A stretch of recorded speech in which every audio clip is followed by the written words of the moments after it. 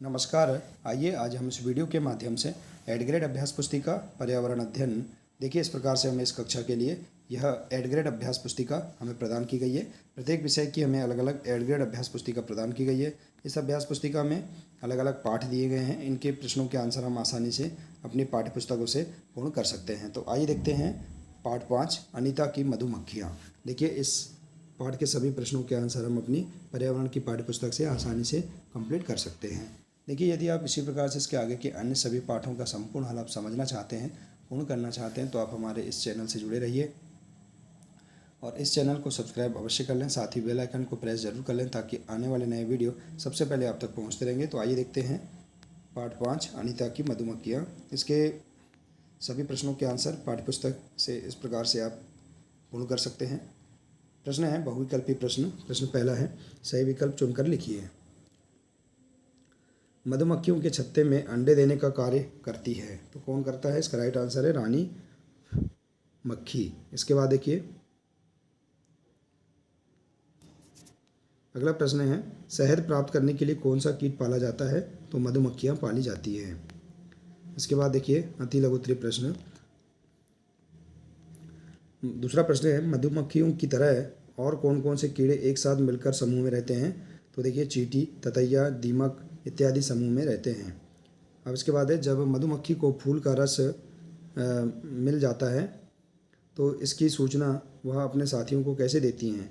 तो वह एक तरह का नाच करती हैं। इसके बाद है, आरटी अधिनियम 2009 क्या है? लिखिए। तो यह 6 से 14 साल के सभी बच्चों को मुक्त एवं अनिवार्य शिक्षा का अधिकार देता है।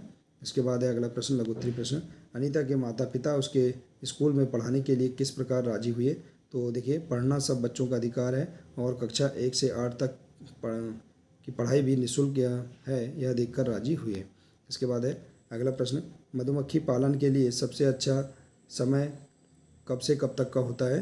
तो मधुमक्खी पालन के लिए सबसे अच्छा समय अक्टूबर से दिसंबर तक का सही समय होता है। इसके बाद देखिए स्कूल में यूनिफॉर्म होना चाहिए या नहीं? अपने विचार लिखिए।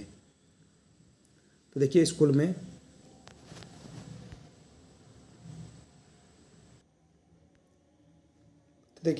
में बड़े बच्चे भी पढ़ते हैं और एवं स्कूल के अनुशासन के लिए यूनिफॉर्म होना चाहिए।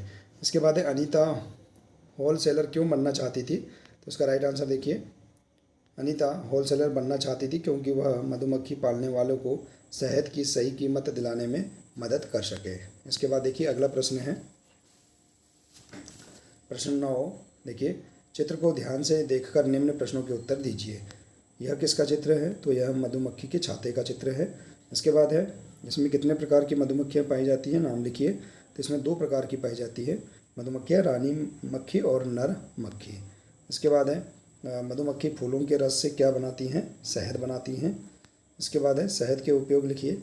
खांसी के लिए एवं शरीर में ऊर्जा के लिए शहद का उपयोग किया जाता है। इसके बाद अगला प्रश्न, अनीता की मधुमक्खियाँ कहानी से आपको क्या प्रेरणा मिलती है? 5 वाक्य लिखिए। तो देखिए हमें इस कहानी से साहस और संघर्ष की प्रेरणा मिलती है। इसमें हमें किसी व्यवसाय को बढ़ाने की भी प्रेरणा मिलती है, अनुशासन की प्रेरणा मिलती है, अनिवार्य एवं निःशुल्क शिक्षा की जानकारी और समूह में रहकर कार्य करने की प्रेरणा मिलती है। इसके बाद देखिए प्रोजेक्ट कार्य है, सरकार द्वारा लड़कियों की शिक्षा के लिए चलाई जाने वाली योजना का पता करके अपनी कॉपी में लिखिए। तो देखिए आप इस प्रकार से इस पाठ के सभी 10 प्रश्नों के आंसर एवं प्रोजेक्ट कार्य को आसानी से आप अपनी इस अभ्यास पुस्तिका में पूर्ण कर सकते हैं। पाठ्यपुस्तक की मदद से सभी प्रश्नों के आंसर ढूंढकर आप इस प्रकार से लिख सकते हैं। आशा है कि आपको इस पाठ के सभी प्रश्नों के आंसर समझ में आ गए होंगे। देखिए यदि आप इसी प्रकार से इसके आगे के अन्य सभी पाठों के प्रश्नों का हल करना चाहते हैं, संपूर्ण हल समझना चाहते हैं, तो आप हमारे इस चैनल से जुड़े रहिए और इस चैनल को सब्सक्राइब अवश्य कर लें। मिलते हैं इसी प्रकार से अगले नए वीडियो के साथ। नमस्कार।